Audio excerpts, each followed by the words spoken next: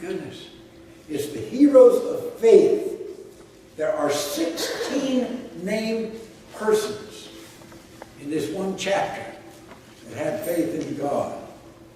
There's multitudes of others, like those at the Red Sea, that are not identified by name. There are prophets of the Old Testament, not given their names, but had faith. There are women who saw their children raised from the dead, who believed in God. They're there. Not named, but they're there. And there's many others. We won't go through all of them. Well, Abraham, how did he have faith in God? Who knows? How did Abraham have faith? He left the land of Ur. And went to a place where he had never seen, didn't even know where he was going, did he not? Yes, indeed. Brother with Isaac and Jacob. Joseph, how did Joseph have faith in God? Now, don't give us the whole Sunday school lesson, please. How did he have faith in God?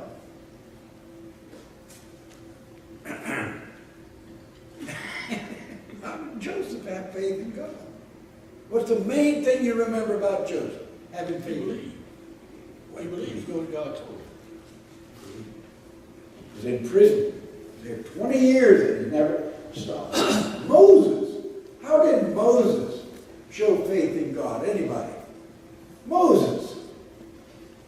What did Moses do? The greatest thing you can think of he did, he showed faith in God. Yes. What? Led the people out of Egypt. That's right. He led all those Israelites out of Egypt, did he not? How about Rahab? She was a woman of ill repute. How did she have faith in God? Any of you ladies know about Rahab? She welcomed the Israelite spies into her home and showed them hospitality and believed in them. Gideon, Barak, Samson, Jephthah, David. How did David have faith in God? What did he do? The main thing you think about David, having faith in God. Who did he meet there on the battlefield? Big guys. Goliath. Right. He had faith in God would give him the victory. On and on it goes. So many that had faith in God. Beginning my reading, verse 13 of Hebrews 11. And all these people were still living by faith when they died.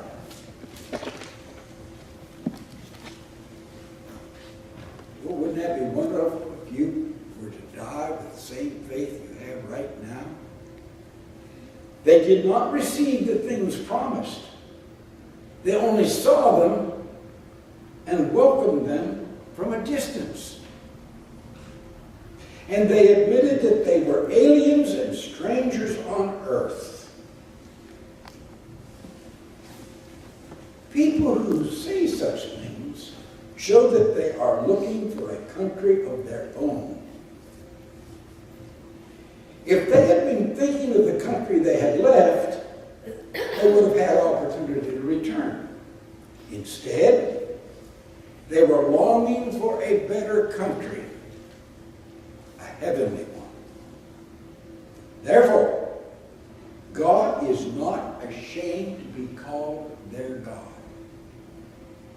for he has prepared a city for them. Faith that endures all the way to death.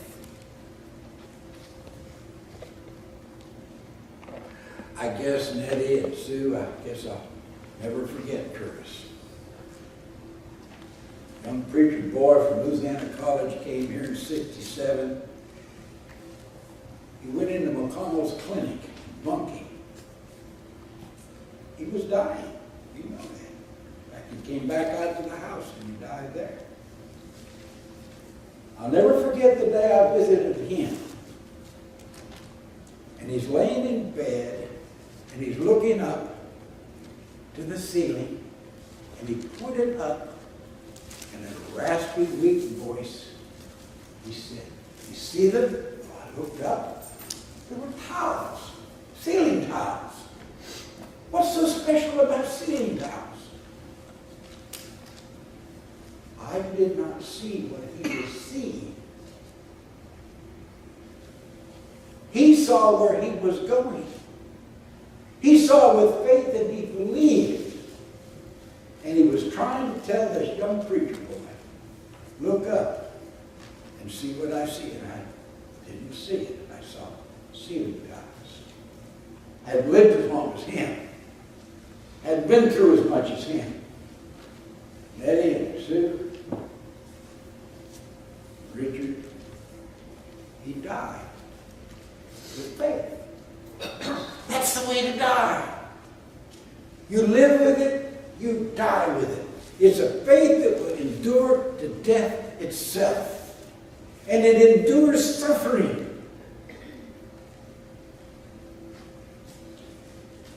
(1951), just going into high school. And a movie came out called Quo Vadis. You ever hear of a movie called Quo Vadis? Way old movie now. Old now, it was new.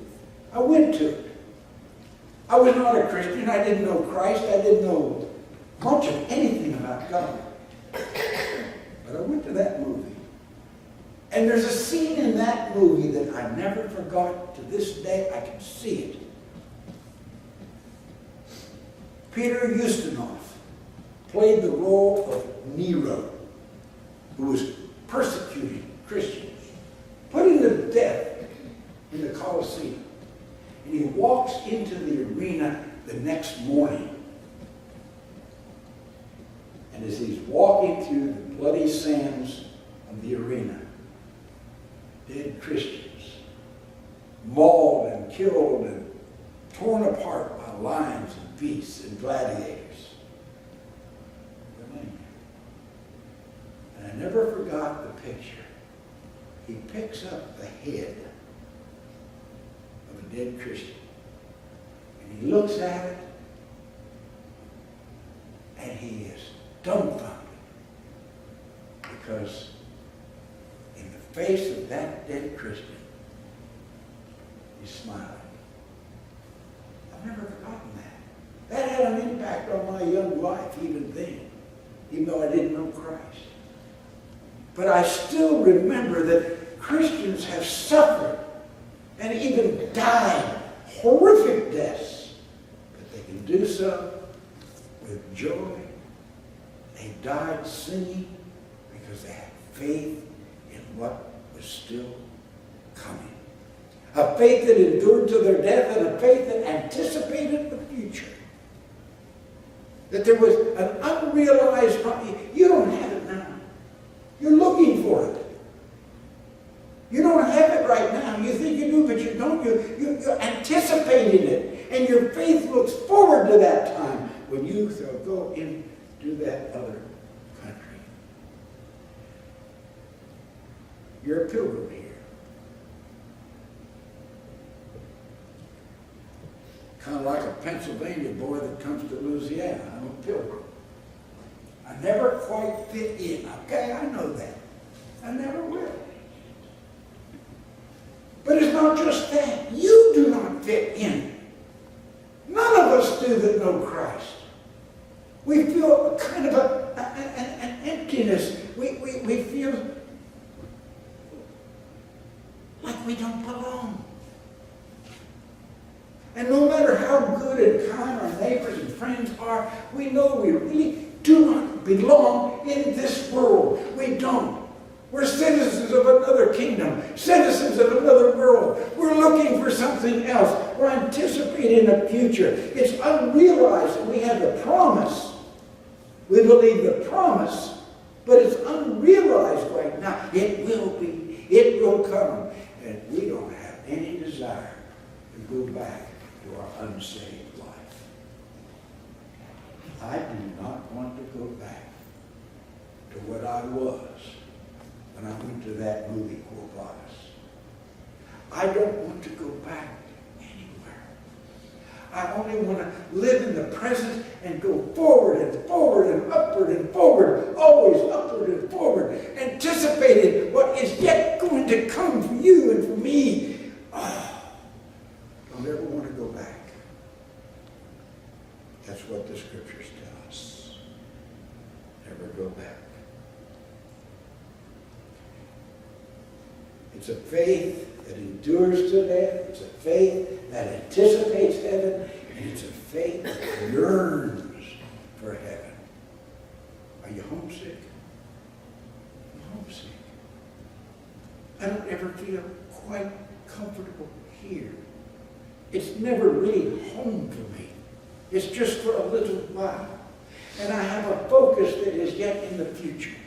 Hebrews chapter 12 says in its first 2 verses, therefore we're surrounded. Now this is a picture of an athletic contest. It's a race. Hebrews chapter 12. We're surrounded with a great cloud of witnesses. These are the people in the stands, in the grandstands, all around us. They're cheering us on. Go, go, go. They're cheering us. We are surrounded by so great a cloud of witnesses. Let us throw off everything that hinders and the sin which so easily entangles us. And let us run with perseverance the race that is marked out. We don't do it now, but it used to be in the Greek Olympics. They ran ready, naked. They didn't want anything to hold them back. And if you're in an athletic race, you're not going to wear flowing garments.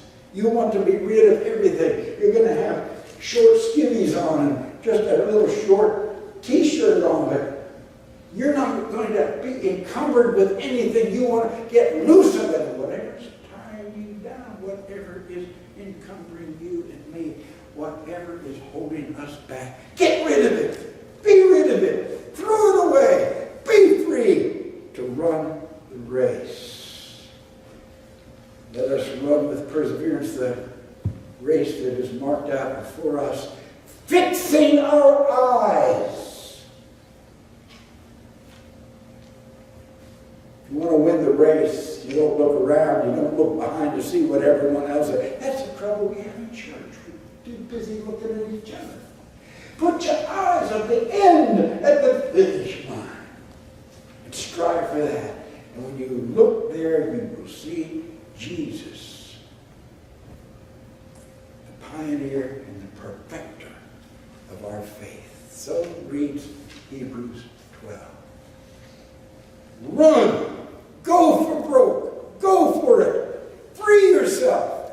Look to the end and see Jesus standing there. The Jesus that you want to be like. The Jesus that you will be like. The one that will bring you home safely. But I close with one sentence.